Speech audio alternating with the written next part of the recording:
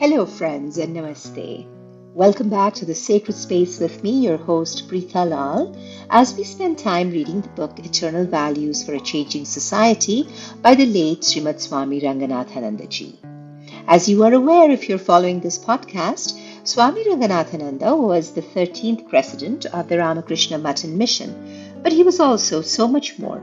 He was a scholar par excellence, a spiritual ambassador, a philosopher, and a teacher. This multi-volume treatise that I have decided to read to you through this podcast is a true testament to the breadth of his knowledge and the depth of his wisdom. In today's episode, we begin a new chapter titled An Introduction to the Study of the Gita. We will begin with a reading of a few pages from the first subsection that is called the Bhagvat Gita, a Universal Gospel. Swami Ranganathananda starts to delve deeper into the study of the Gita, highlighting its universality, and then goes on to discuss the nature of the dialogue in this epic text and its synthesis with the Upanishadic ideas. Let us begin. An Introduction to the Study of the Gita. Subsection 1. The Bhagavad Gita, a Universal Gospel. Introduction. The Bhagavad Gita is not an original work in the sense in which we usually understand the term, though it is a supremely original statement of what Aldous Huxley calls the perennial philosophy. It is a continuation of the ancient philosophy that we find in the Upanishads. The Gita summarizes the essential teachings of Vedanta and represents them in a popular manner. That is why it has become the scripture of the vast masses in this country. When we study the Gita, we are not merely studying the Upanishadic philosophy, but also the ethical implications of that philosophy. We want ethical guidance, and the Gita provides it. A metaphysics that speaks of the highest reality without reference to everyday life will not be of much use to us. Therefore, the sublime ethical and practical implications of Vedanta are elaborated in the Gita. Apart from the ethics of conduct, there is another element in the Gita which is bhakti, or devotion to God. The bhakti of the Gita is the expression of the religious mood at its highest and best. It is love of God out of the fullness of one's heart and not out of its emptiness, as it is in its early stages. It is this that makes the devotee of the Gita an embodiment at once of fearlessness and gentleness. The 12th chapter is a mighty saga in praise of the perfection of character through this path of spiritual discipline. From all these considerations, the Gita has assumed an importance in our life, and that importance is increasing day by day.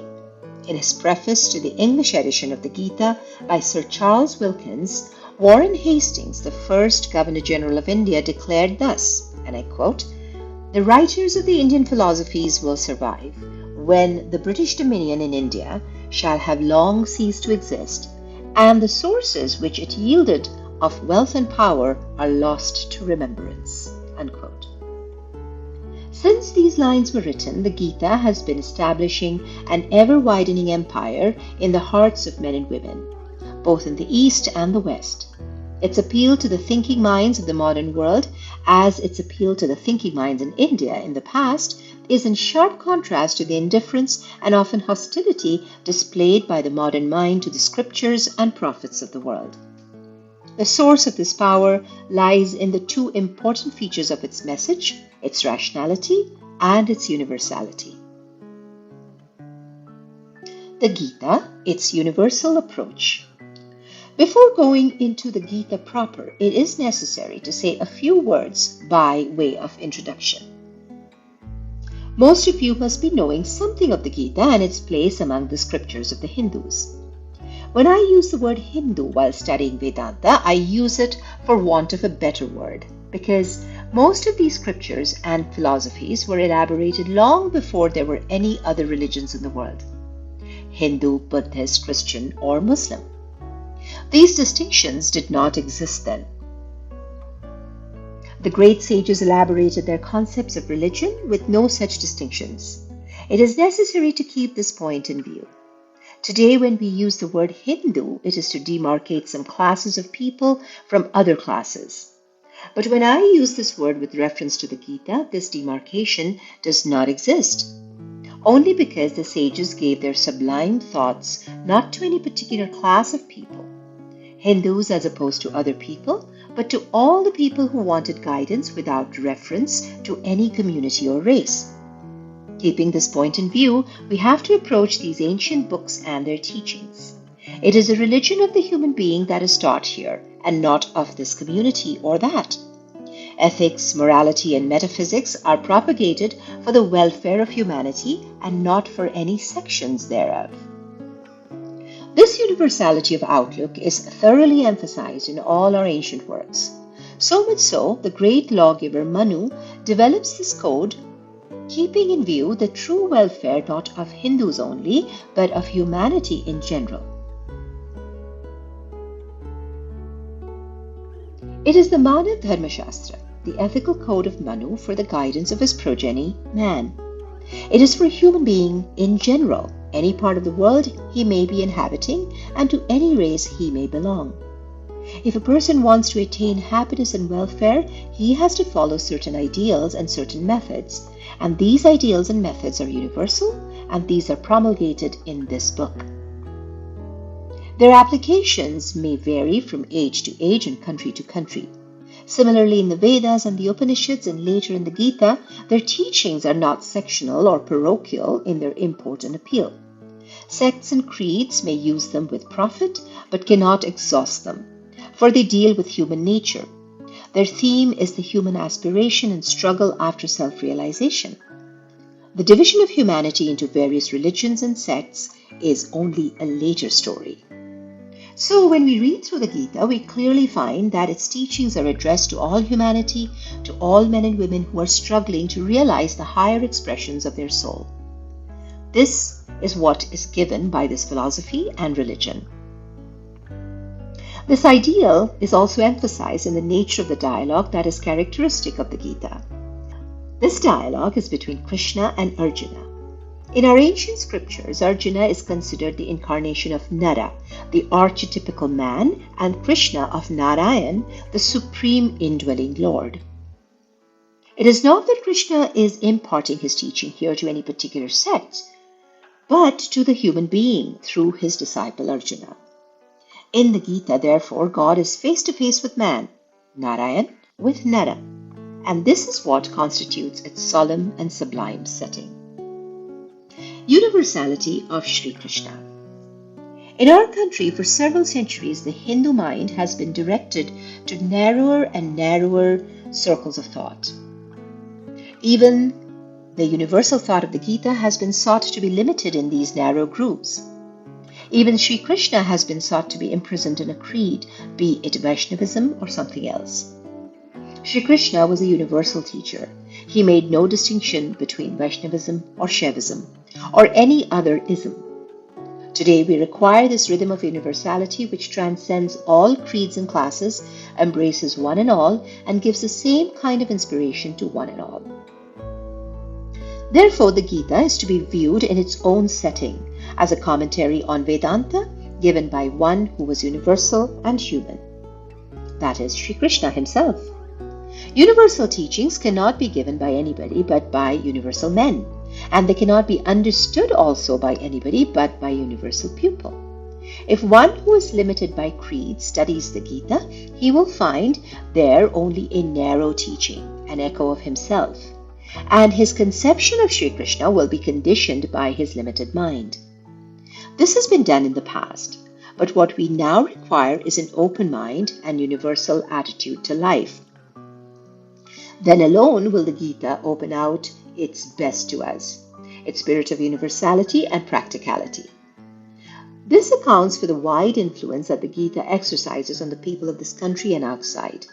The people in this country and outside find in the Gita something that will strengthen their faith and their spiritual endeavor in their own way. Whether they be Christians or Muslims or Hindus of various denominations, the Gita intensifies their shraddha or devotion in their own faith. Its universality is of a special type. It is not an imposition, but an invitation. The Gita belongs to everyone in his or her own way. Such a universal message we require to meditate and mediate between the various religions that prevail at present. The nature of the Gita dialogue. Sri Shankaracharya, in the introduction to his commentary on the Bhagvat Gita, gives us his views as to the nature of the Gita dialogue. There are various views as to how the Gita came to be taught. The very orthodox section holds that all these verses are as they were spoken between Krishna and Arjuna. They stick to the letter, but the Bible says, "The letter killeth, but the spirit giveth life." 2 Corinthians 3:6. It is most unreasonable to expect that on a battlefield, questions and answers should go on for such a long time, and that too in verses. Rational people do not accept this view. The great Shankaracharya, who is considered to be the fountainhead of the present orthodoxy, has not accepted this view. He says in his commentary that when Arjuna was confused and perplexed, Sri Krishna gave him some effective advice, and this advice was put by Vyasa into 700 verses. This is the view of Shankaracharya, and this seems to be quite reasonable. We find that a great teaching or a great ideology often takes its birth under the stress of circumstances and environments. This is true with regard to the birth of many a vital idea or movement in any part of the world. The birth of the great Marxist ideology in the 19th century, one that is now moving masses of men and women in various parts of the world, is an instance in point. The ideology took birth at a time when society was waiting for it. It is a development out of the accumulated previous conditions. It took shape in the middle decades of the last century. The idea of liberty, equality, and fraternity, which was the war cry of the French Revolution, took its birth during the stress of the mid-18th century in France. Similarly, when we study the Gita and the conditions that obtained at the time of the Mahabharata, and also the circumstances that made for the appearance of the teaching of the Gita, we find there were strong reasons for the promulgation of ideas of the Gita. In the early days, we had the Vedic literature and the ritualistic religion associated with it. So also we have the Upanishads and the philosophic religion taught therein. Both these come to us in mutual antagonism. The Vedas, in their ritualistic position, promise happiness in this world and in the heaven after death. So much so that a person who wants the good things in this life and wants a place in heaven after death tries to attain it by sacrifices to various gods as understood at that time. Later, there was a protest against this heaven philosophy by the Upanishads. When we study the Katha Upanishad, we find that by the first boon, Nachiketa wants to attain something relating to this world. By the second boon, he wants to know how to attain heaven. But he's not satisfied with these. The protest in the Upanishads takes us to a higher purpose and function, and that is why the third boon of Nachiketa relates to life's problems as viewed by a lofty philosophy and ethics. It is only by an inquiry into the reality behind life that this problem can be solved. This is the special function of the Upanishads. Thus, for the first time, this question is brought to the forefront by the Upanishads. At the same time, this disparity between this worldly life and otherworldly life grew. There was a great need for synthesis. This synthesis, as the Bhagavad Gita attempts in its teachings. The Vedas teaches karma, ritualistic sacrifices, and the like to secure a fine place in heaven after death. Coming to the Upanishads, there is a reaction, and they have nothing to do with karma or sacrifices. The ideal is to realize the reality by meditation. There is no place for action. But in the Gita, we find Sri Krishna's own reconciliation of the demand for action and the demand for thought and meditation. No life can be perfect without reconciling these two opposing forces. The person who says, "I shall act without reference to thinking," will not succeed. And the person who merely indulges in thinking without reference to action will also not be perfect. Therefore, the times demanded a syncretic philosophy, and that is what Sri Krishna gave in the Bhagavad Gita. In every chapter of the Gita, we come across the terms and concepts that were familiar in the pre-Gita age. Sri Krishna takes them up, but gives them his own meaning and interpretation, and presents a constructive philosophy that reconciles the claims of action and thought. This we find specially in his interpretation of action and inaction in the 4th and 18th chapter. Life placed under the guidance of a comprehensive philosophy. Secondly, the Upanishad spoke of a reality that was the fruit of a sustained philosophical inquiry, and Sri Krishna wanted to bring out the ethical implications of that philosophy. A person wants a good deal of guidance. If philosophy does not give it, he looks for it elsewhere. We want the guidance of philosophy so that life may be lifted to a higher level.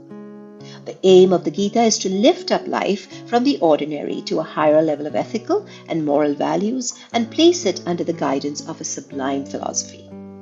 The 2nd chapter gives us the whole scheme of the philosophy of life as conceived by the Bhagavad Gita. This is how the Upanishad thought developed and evolved till it found a new and original formulation by Sri Krishna in the Gita. As a friend, philosopher, and guide of humanity, Sri Krishna gave his message of lofty metaphysics and practical ethics, which has sustained and will continue to sustain humanity through the ages. The Upanishads contain the highest and the most sublime statement of Indian thought. Max Muller refers to the boldness of the thinkers of ancient India who built up a mighty edifice of philosophic thought, led on by their love of truth and reason, and undeterred by any fear of blame or lure of fame. When we are in the Upanishads, we are face to face with a vast ocean of thought, and the Gita is the attempt made for the first time to put this thought into a systematic form of a practical spiritual message. Thank you, friends, for your time and attention as we conclude this episode today. We will pick up next time in the next episode where the Swami talks about how the cornerstone ideas of every epoch in India translated into becoming a living and breathing philosophy because of the stalwarts who made this happen. In this context, the next episode is mighty interesting as Swami Ranganathananda begins to discuss the personality and permanence of Krishna in the spiritual context of India. Thank you for your time and attention, dear friends. Until next time, this is Preetha wishing you well. Namaste.